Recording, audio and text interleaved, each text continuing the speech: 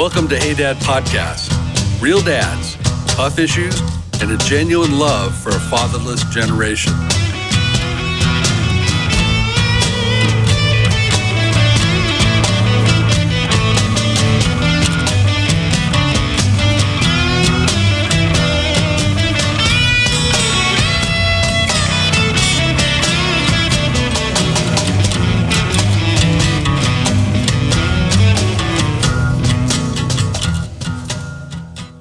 Hi, everyone, and welcome. It's the Hey Dad Shorts. And there's the shorts right there. Yeah, we got the shorts to prove it. The issue today is what's in your toolbox. What should you have in your toolbox? What should you have? You're a young guy. You're just starting out. Maybe you just moved into your own apartment. Dad's got all his tools hanging all over the garage and all over the place. What should be in your toolbox? What are you going to need? I love that question. I struggled with this whole time. I'm going to take a step back from this question. It's not, for me, it doesn't start with the toolbox. It starts with a space to have your tools. I cannot tell you how many sets of tools I bought, lost, screwdriver. Every time I'm doing a job, I'm buying the basic tools, wrench or whatever, because I'd be losing my tools. Yeah. And then finally, only recently, I said, nah, hold on. I'm going to carve a spot out, and this is only going to be for my tools. And then I found all my tools, and I had triples of things. So I had to say, first, have a place for your tools. And then just to jump into it, my go-to tools, this is just basic house stuff. Pliers, Phillips, that's the cross screwdriver and the flathead screwdriver, hammer, and a socket set. Well, being a contractor, all good. I like it. those are good. I'm not going to build a house with it. No. But being a contractor, tools are. It's like nuts and bolts. There's a lot of them. But they do sell sets. Yeah. Where you get this little impact drill that comes with all those tips. Yeah. You don't need to do the screwdriver thing anymore. That just interchanges all the tips on that. I have my whole family equipped, my daughters and my son, everybody, they have their own little set and it becomes really handy for them. But the power tools you're talking about too. Yeah, that's what it is. It's a small battery, not very expensive, because you can spend hundreds of dollars on this. Yeah, but you don't want to go too cheap. Well, sometimes in actuality, you can go, here's a plug, you can go to Harbor Freight and very inexpensive. They're actually very well-made tools. I've heard that it's the same people that are making these other tools that sell at Home Depot. It just doesn't have that name. Mm-hmm. But you can buy a small set with a small little hand drill that has all the interchangeable tips, comes with the sockets, comes with the Phillips, comes with the flat. For all of those guys that don't really care to have all these tools, because I like to have all kinds of tools. I love having tools. You can have that one thing in a small toolbox in a small area, a small compartment, that actually we're able to do all these things with that. And since you're speaking about that, you want to get the one that goes slow and then we'll speed up, and it's better if you get the impact one. Yeah. That's one that sounds like... Has a little bit of torque in there for tougher screws. Yeah, it really works because you go super cheap, you'll get the one that goes to max speed right off the bat, and then you're stripping screws all the time. That's right. And you're frustrated, and then you throw it away, and you're going to be a slave to a handyman coming in. Mm. And one of the really common things at home, because you're always hanging stuff, paintings and pictures and you name it, shelves and all that. It's called a torpedo level, which is a tiny little level. It's probably about 10 inches, maybe some of them are 12 inches. Mm-hmm. Fits in that little toolbox, and it has very angles and upright, with a little bubble. With a little bubble. You center the bubble, it's level. Yeah. I do that for all my pictures, and I always tell my wife this. If it looks crooked, it's because the house is crooked. My house is old. There's not a straight line in my whole house, but so it'll look crooked, but I know it's straight because I put that level on it when I hung it. I totally agree. I'm in a 100-year-old house, and the floor is not level. It's like ocean waves, frozen in time. But I like your toolbox suggestion. When you get the hammer, you don't have to get the gigantic contractor hammer. That's fine if you want, but sometimes that's overkill with the little tiny jobs you have to do. But don't go get the little hobby hammer. Don't get the little cheapy ones, right? Like a little crafty hammer. Well, I want to educate on hammers because everybody thinks a hammer is just a hammer. So you have your finishing hammer, which when you touch the tip of the hammer, smooth. Yeah. The reason for that is so that when you nail a little nail into for your wall, for a picture or whatever, you don't leave that little waffle-looking print on the wall. And which is on a contractor hammer. So on a framing hammer is the little waffle end. That's so that the nail doesn't slide. It grips the nail, and it doesn't matter if you leave that print in the lumber because you're going to cover it with drywall. You're not going to see it. Yeah. So typically for your house, you want a finishing hammer, which is smooth on the head, and then also it goes by ounces. So it's for all strengths. I take a 22-ounce hammer. I know how to swing a hammer. I've been doing this for a long time. It's one of the heavier ones. Mm-hmm. But you can go anywhere from 12 ounces to 15, 16, 18, 20, 22. So that's what the ounces are for. It's the weight of how you're going to swing it. And the claw that's on the other side, that's for pulling nails out. That's for pulling the nails out. And they got the the half round claw, the straight claw. All you need is a finishing hammer, probably like a 12-ounce hammer, and it needs to have the radius claw. Why? Because at home, really, when you're taking something out, you're going to use two hands to kind of pull those little nails out. Versus when you swing a framing hammer, it's a straight claw because you know how to swing it and just pull them out. Mm-hmm. So you don't need that round claw. So 12-ounce finishing, smooth on the head. Basically, maybe no longer than 12, 15 inches on the grip. I want to throw this in, though, because I have a fairly extensive amount of power tools. But the one thing is I was never raised, no one showed me ever how to use power tools. Mm. So anytime I bought a power tool, and I've done this every time, I bought a table saw. Man, I looked up safety concerns, our warnings, and the YouTube has a million dudes in there showing you exactly what not to do and showing you what happens. Seriously, you could lose a finger. Oh, you can lose more easily. Than that. Right there. I ran a skill saw over my two fingers, almost cut them off. I mean, they went right down to the halfway through the bone and took the edge of my thumb off because I'm an idiot. I was holding a piece of wood and trying to saw it because I got in a rush. Yeah, and I'm thinking, man, I'm in a rhythm. Bam, bada bing. I'll just make this cut. I won't even put it on a table. And I did it. It snagged. It went the wrong way, and it just ran right over my fingers. That's what the table saw that's freaked me out so much. Yeah. When the wood kicks, it'll kick your hand into the saw if you're not doing it right. You're right. So go on YouTube. I'm talking about anytime with power tool. Go on YouTube, look up the safety concerns, invest that 10 minutes, man, because I know my father missed part of his finger with a bandsaw issue. Yeah. And there's things you just don't know. And have you seen the new table saw that they run a wiener on? Yeah, the $700 table saw. On the table saw? Oh my God! You really believe in the product if they're doing that I want to see on YouTube. No. So it's crazy because it's going, and they run a wiener to it, and it automatically it hits, it shuts off. It detects that it's not wood. It'll shut it off. Yeah, that's crazy. But they're crazy expensive too. I'll tell you though. I've been a contractor for 20-something plus years. Terrified of table saws. I hate table saws. I don't like them. I don't like them. I don't like them at all. I have one. Don't ever use it. Maybe used it once. But I do have I have like a 3-foot extension to push the wood and all that. I remember in high school, when I was in high school in the 80s, they had a wood shop and they showed us a film. And back then they had no regards for censorship on that thing. And they would show guys that they would be cutting a piece of wood. It would kick back and go into their stomach or something. I remember watching that. It was like, oh my gosh. So I think that's when they put the fear in me for that because I was terrified of that. Well, a good rule of thumb with any kind of a power tool, especially ones that are edged, okay, and you're about to use it on something, and maybe you're unsure, you don't have anybody who's counseling, you don't have a dad that taught you how to do it, rehearse what you're about to do. Yeah. That means hold the saw, find it a comfortable place. Where's a place where I have balance, where I'm not putting myself out of balance, where I could easily fall over or slip, or something unexpected happens, surprises you. Yeah. You just kind of rehearse your move before you plug it in, before you fire that thing up. Yeah. Believe me, you'll self-teach yourself the flaws. Yeah. In my trade, a skill saw is your hand saw.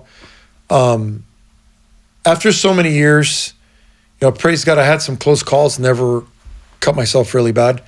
But I've seen people do the thing you were talking about by holding a 2x4. Yeah. A very common mistake because you forget that the saw is going to go right over your finger. I've seen people cut all 4 of their fingers off. Unbelievable. And that's when I was in the union, as a framer. But after so many years of that, I mean, me literally, I noticed, keep the saw away when you bring it down. I not going to advise this, but I put the guard up because it gets in the way, because we're constantly just running through lumber. So we wedge the guard up. We're sawing through lumber. We're holding it, prying it up, whatever. But the right way to do it is, first of all, eyewear, safety glasses. The saw comes with 2 handles, one on top, and then you got your trigger handle. Always use sawhorses. Create a table of some sort. Clamp that 2x4 with the C-clamp, which is an adjustable clamp that brings down like a bolt kind of thing, and clamp it together on a table. There's different types of clamps. Clamp your 2x4s on that seahorse or on whatever you can have that's raised off the floor. Make your line, grab both handles, leave the guard, face to the side, not over your saw, because it has a little wedge where it shows you where to cut, and you just let that thing do its job by itself. All you got to do is just push a little bit, and it goes on by itself. That's the safest way, the best way to do it, the correct way to do it. That's experience right there. That's what you got to do. So you have a toolbox. You only get 3 tools in it. What are they? I'm going to tell you right now, that set I said has everything and a hammer. No, but you only get to pick 3 of the tools. Okay, I'm gonna go with you got to have a hammer. Got to have a hammer. Well, unless your wife has a meat tenderizer, or the back end of her silver set, you can sometimes. My wife improvises tools. She's a genius at improvising stuff. Really? Turning screws with butter knives and all kinds of stuff. There. But you need to have channel locks. I find channel locks are those are the ones that they look like a plier, but they come up and their teeth come off at an angle like that. And they're also adjustable, so you can adjust it where it's closer or further apart. And that's so you can get around different nuts. Yeah. So almost everything you can do with pliers, you can also do with channel lock, but there's a lot of things you can't do with pliers that you can do with a channel lock. So the hammer, the channel lock, and if it's just 3 tools, then I got to have a screwdriver.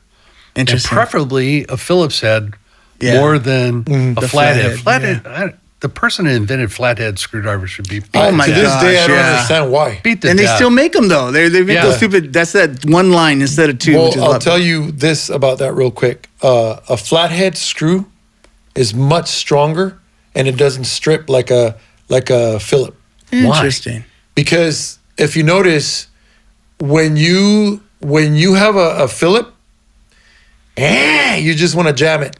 Yeah. When you have a flat, you have to be more careful with it. Yeah, you're more skillful with it. So you ruin less flathead screws than you do Phillips. Interesting. Actually, I converted to the little stars. You ever well, now they have that, and we then you got to have special they drive screws. so like well. specialty tips and all that. But I was going to say, vice grips, which are the grips, the pliers that they have an adjustment on the bottom. Back, and they closes them or opens them, and then when you lock them in, they won't move. So you can use those to take screws out. You can use those to take nails out, and you can use those to hit. Like a hammer? They're strong enough like a hammer. Vice grips, a tape measure, and a hammer. Oh, those are all good ones. Hammer, electric drill. Now I'm going to add a couple things, because what a young homeowner or apartment dweller is going to run into is plumbing issues. So you want to have the kinds of things that can turn the parts on your plumbing, and that means the channel locks are big enough to get around that locks will do that, bolt and do a sink. You want to have that. You want to have a light, a little headlight, the kind of thing you can strap on so you can get in dark places and see what the blazing you're doing.